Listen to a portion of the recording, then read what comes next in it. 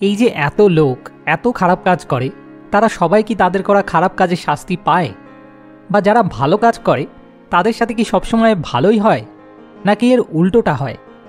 সত্যি কি ভালো কিছু করলে তার পরিবর্তে ভালো ফল পাওয়া যায়, আর খারাপ কিছু করলে তার শাস্তি পেতেই হয়? মানে এক কথায়, ল অফ কর্মা ঠিক কী এবং কিভাবে কাজ করে? আজকের ভিডিওতে আমরা এই প্রশ্নগুলোরই সঠিক উত্তর খুঁজে বার করার চেষ্টা করব। তো চলো একটা উদাহরণের মধ্যে দিয়ে পুরো বিষয়টা পরিষ্কার করে বোঝার চেষ্টা করা যাক।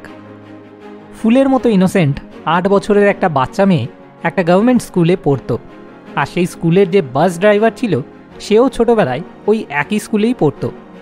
একদিন খবরের কাগজে শিরোনামে লেখা বেরোলো যে সেই বাস ড্রাইভারটা সেই ফুলের মতো 8 বছরের বাচ্চা মেয়েটিকে ধর্ষণ করার অভিযোগে এখন আদালতে শুনানির দিন গুনছে। কিন্তু সেই বাস ড্রাইভারের কাকা ছিল একজন বড়সড় নেতা, আর ভাইপোকে বাঁচাতে কাকা তার প্রভাব এবং প্রতিপত্তির সম্পূর্ণটা ব্যবহার করে ফাইনালি সেই বাস ড্রাইভারটাকে আদালতে নির্দোষ প্রমাণ করিয়ে নিয়ে ছাড়িয়েও নিয়ে চলে আসলো। তাহলে এই যে বাচ্চা মেয়েটার সাথে চরমতম নৃশংস অন্যায়টা হলো, এটা কেন হলো? ওই ফুলের মতো নিষ্পাপ শিশুটার তো কোনো দোষ ছিল না, তাহলে কেন ওকে এত বড় শাস্তি পেতে হলো? এই প্রশ্নের অনেকের কাছেই সোজা উত্তর হবে, সব ওই বাচ্চা মেয়েটার ভাগ্যের দোষ, বা হয়তো সেই বাচ্চা মেয়েটা আগের কোনো জন্মে কোনো খারাপ কাজ করেছিল, সেটারই ও শাস্তি পেল। যে কথাগুলোর না আছে কোনো ভিত্তি আর না আছে কোনো প্রমাণ। আর যখনই আমরা নিজেদের কাঁধের উপর থেকে রেসপন্সিবিলিটি নেওয়ার ভারটা ঝেড়ে ফেলতে চাই, তখনই আমরা এই জাতীয় ভিত্তিহীন এবং প্রমাণহীন উপায়গুলোর সাহারা নেওয়ার চেষ্টা করি। তাহলে কি পুনর্জন্মের কনসেপ্টটাই মিথ্যা?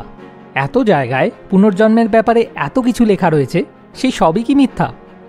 তো এর উত্তর হলো, যা কিছু আমাদের এক্সপিরিয়েন্সে নেই বা যা কিছু প্রমাণিত নয়, সেই সব কিছুই আমাদের জন্য শুধুমাত্র কনসেপ্ট। সেটা হয়তো সত্যি বা হয়তো মিথ্যা, কিন্তু যেহেতু সেটা আমাদের অভিজ্ঞতায় নেই এবং সেটার কোনো বৈজ্ঞানিক প্রমাণও নেই, তাই সেটাকে সত্যি বলে মেনে নিয়ে কোনো কিছুতে ব্যবহার করার অধিকারও আমাদের নেই। আচ্ছা, আমাদের অভিজ্ঞতায় যা কিছু আছে তার মধ্যে থেকে কি এই অন্যায়টা সেই শিশুটার সাথে কেন হলো, তার কোনো উত্তর পাওয়া যায় না? চেষ্টা করে দেখাই যাক না। সেই বাস ড্রাইভারটা ছোটবেলায় যখন সেই একই স্কুলেই পড়তো, তখন সেই স্কুলেরই একজন দিদিমণি একদিন বলতে গেলে প্রায় অকারণেই অতিরিক্ত চটে গিয়ে সেই বাস ড্রাইভারটার ডান কানে কষে একটা থাপ্পড় লাগায়, এবং সেদিন থেকে সেই বাস ড্রাইভারটা ডান কানে আর কিছু শুনতে পায় না। আর তার সেই এক কান কালা হয়ে যাওয়ার ফলে তাকে জীবনে বিভিন্ন রকম সমস্যার মুখে পড়তে হয়। আর আস্তে আস্তে তার মেয়েদের প্রতি সেদিন থেকেই একটা হিংসাত্মক মনোভাব তৈরি হতে শুরু করে দিয়েছিল। এবার সেই দিদিমণি সেদিন অতিরিক্ত চটে গিয়েছিলেন, কারণ তিনি বহুদিন ধরেই তার শ্বশুরবাড়িতে বধূ নির্যাতনের শিকার হচ্ছিলেন। আর সেদিন স্কুল আসার ঠিক আগে সেটা ভীষণই বাড়াবাড়ির একটা রূপ নিয়েছিল। ফলে সে তার স্বামীর প্রতি রীতিমতো রাগে গজগজ করতে করতে সেদিন স্কুলে এসেছিল। আবার সেই দিদিমণির স্বামী যে অফিসে চাকরি করত, সেই অফিসের বস প্রতিদিন তার স্বামীকে নানাভাবে হেনস্থা করত, গালাগালি দিত আর অমানুষের মতো ব্যবহার করত। আর সেই রাগটাই সেই দিদিমণির স্বামী বাড়ি ফিরে তার বউয়ের উপর উগরাত। সেই অফিসের বস আবার অফিসের সমস্ত এমপ্লয়ীদের সাথে এরকম অমানবিক ব্যবহার করত, কারণ সেই কোম্পানির যে মালিক ছিল সে ছিল একজন বড়সড় নেতা, আর সে যেটা চায় সেটা কোনো লিগ্যাল কাজ হোক বা ইল্লিগাল, সেটার একটু এদিক থেকে ওদিক হলে তার যে শুধু চাকরি যাওয়ার ভয় ছিল তাই না, সাথে প্রাণ যাওয়ার মতো ভয় নিয়েও তাকে প্রতিদিন রাতে ঘুমাতে যেতে হতো। আশা করি এতক্ষণে আমি বোঝাতে পেরেছি যে সেই 8 বছরের শিশুটার সাথে যে অন্যায়টা হলো, সেটা ঘটার পিছনে শুধু এবং শুধুমাত্র সেই বাস ড্রাইভারটা দায়ী ছিল না, বরং গোটা সমাজই কোনো না কোনোভাবে দায়ী ছিল। যদি লিগ্যাল সিস্টেম সত্যি স্ট্রং হতো, তাহলে কি সেই বাস ড্রাইভারের কাকা যত বড় নেতাই হোক না কেন, কখনো সেই বাস ড্রাইভারকে এভাবে ছাড়িয়ে নিয়ে চলে যেতে পারত? নাকি সেই জঘন্য অপরাধটা করার দুঃসাহস সে কখনো পেত? কোনো সমাজের লিগ্যাল সিস্টেম দুর্বল হওয়ার পিছনে কি কোনো একজন মাত্র মানুষের দোষ থাকে, নাকি পুরো সমাজেরই দোষ থাকে? তো এখান থেকে যে জিনিসটা আমরা পরিষ্কার বুঝতে পারছি, যে একজন যে কাজটা করে সেটার প্রভাব সবার উপরে পড়ে, আর সবাই যে কাজটা করে সেটার প্রভাব একজনের উপরে পড়ে। এটাই হলো প্রকৃত ল অফ কর্মা। যদি আমরা কোনো কনসেপ্টকে সত্যি বলে না মেনে নিয়ে বরং আমাদের অভিজ্ঞতায় যা কিছু আছে তার ভিত্তিতে ডিফাইন করি। কিন্তু আলটিমেটলি তো সেই বাস ড্রাইভারটা ছাড়া পেয়ে গেল, আর সেই ইনোসেন্ট বাচ্চাটাকে শাস্তি পেতে হলো। তাহলে কি খারাপ কাজ করাটাই ঠিক?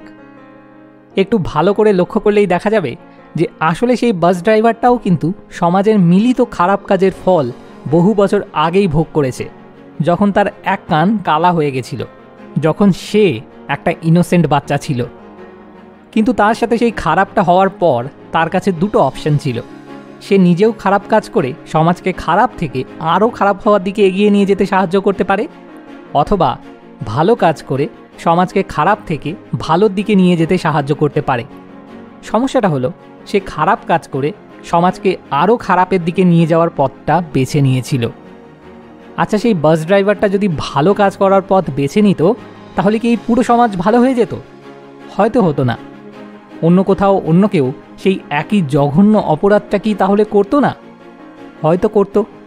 কিন্তু বিষয়টা হলো সমাজ আলটিমেটলি কোন দিকে গড়াবে, ভালোর দিকে নাকি খারাপের দিকে, সেটা নির্ভর করে যে সমাজে কতজন মানুষ সমাজকে খারাপের দিকে নিয়ে যাওয়ার জন্য ধাক্কা দিচ্ছে, আর কতজন মানুষ সমাজকে ভালোর দিকে নিয়ে যাওয়ার জন্য ধাক্কা দিচ্ছে, সেটার অনুপাতের উপর।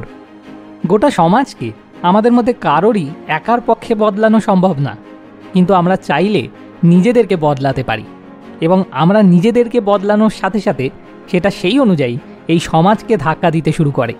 আর গোটা সমাজ মিলে যে গতিপথ অনুসরণ করে, সেটা আমাদের প্রত্যেককে সেই অনুযায়ী নিজেকে বদলানোর জন্য ধাক্কা দিতে শুরু করে। এই সমাজে আমাদের বিচ্ছিন্ন কোনো অস্তিত্ব নেই, আমরা সবাই একে অপরের সঙ্গে জড়িয়ে রয়েছি। এভাবেই ল অফ কর্মা কাজ করে।